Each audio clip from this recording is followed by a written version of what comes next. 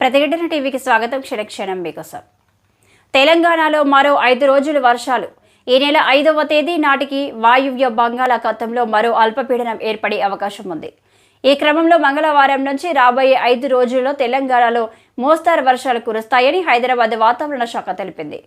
Adilabad, Asifabad, Mancherial, Nirmal, ఎన్జెడ్బి, Jagtial, Sircilla, Peddapalli, Bhupalpally, Mulugu, Bhadradri, KMM, Nalgonda, Suryapet, Mahabubabad, Warangal, Hanamkonda, Janagama, Siddipet, Bhuvanagiri జిల్లాలకు yellow alert జారీ చేసింది.